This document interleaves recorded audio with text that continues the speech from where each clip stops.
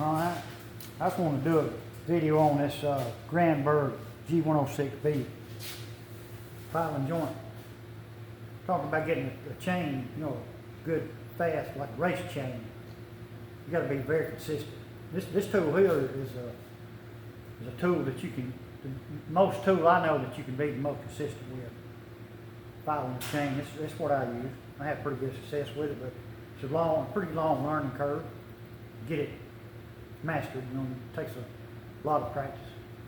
But yeah, I just want to go through a few things on it and help some people out, might get one and work on their chains. Let's see, so the first thing would be, probably if you're old like me, get your glasses on, good glasses. You can see. Get you one of these. We need spotlights go on your head, so you can put light on it and see it. And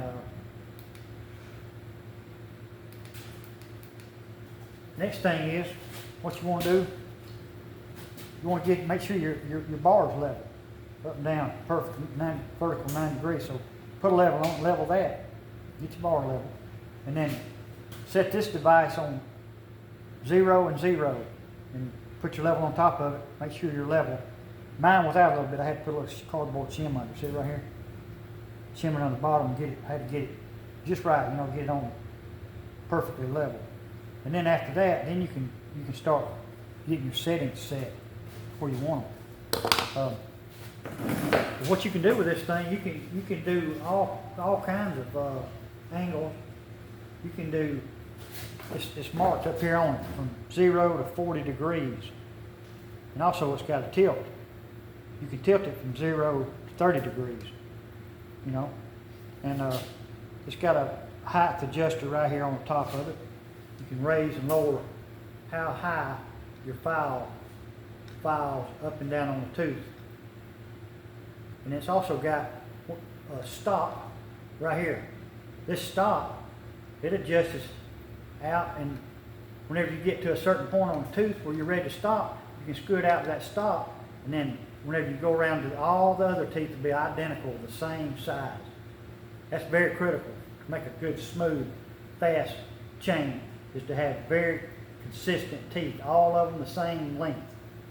So once you get that stop right there and get the perfect angles that you want on it, set that stop and just go around and do all the teeth, and they'll all be the same length.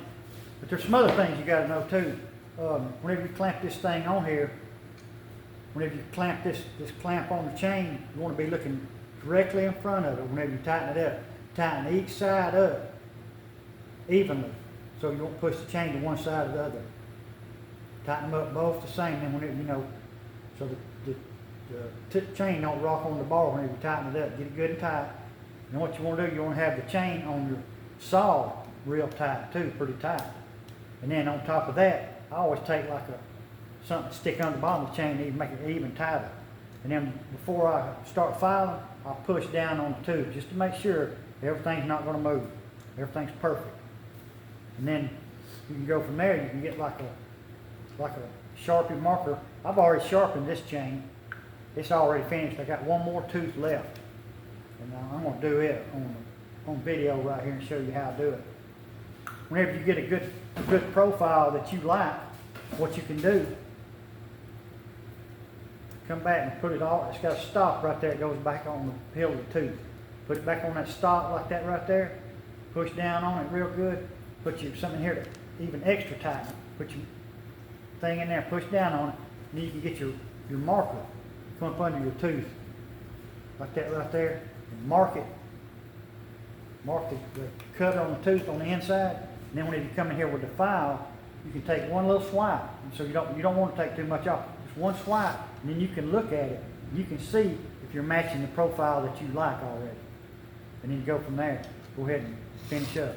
Just smooth, even strokes like that right there, like that. I don't have to take it. This chain was already pretty sharp. I ain't taking off it, just a very tiny bit. I'm already up against the stop back here. It's already against the stop. It's already done. That's all, it ain't gonna take no more off, it's gonna take off, it's finished.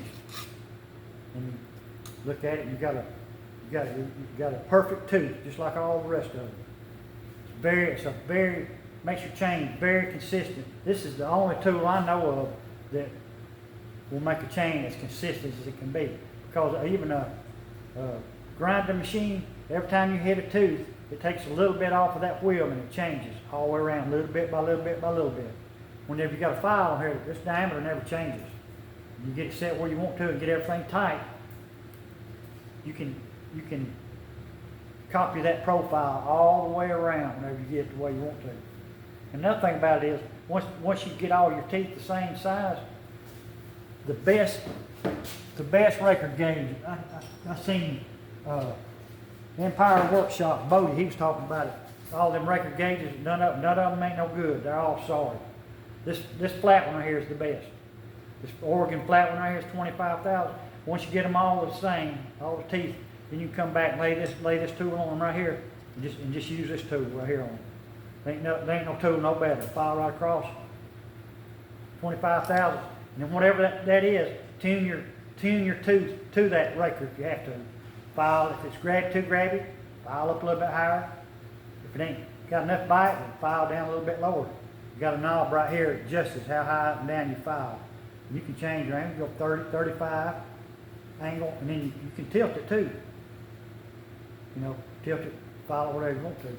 But yeah, I just want to make a video of that and let folks know that this is a very consistent tool to make a sharp, fast, race, round, file chainsaw chain.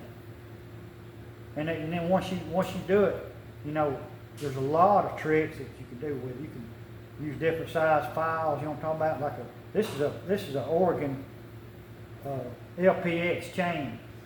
I took the safety records off, rounded them all off. I like the style of this record right here on the LPX.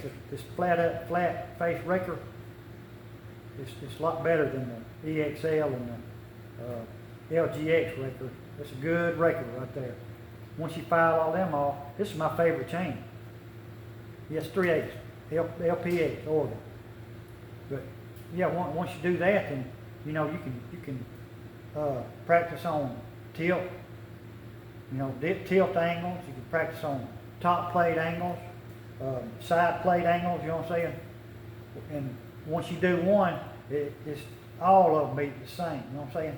All the teeth. Once you do the teeth, you can measure one of them and then adjust that stop in and out. Every one of them be the same size.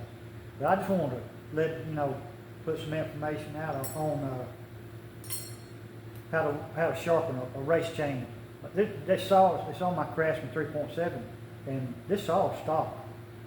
And I've watched a lot of videos, and I got a timer. You know, I time cuts all the time. I cut big hardwood, and I compare it to a lot of saws that cuts similar size hardwood. And this saw with the chain that I can make with this tool, you know, that cuts a lot of ported saws. And this saw is not these are not known for being high horsepower saws. So, yeah, if you want to make a good round filed race chain, you might want to check into this Grandbug G106B. May be your answer.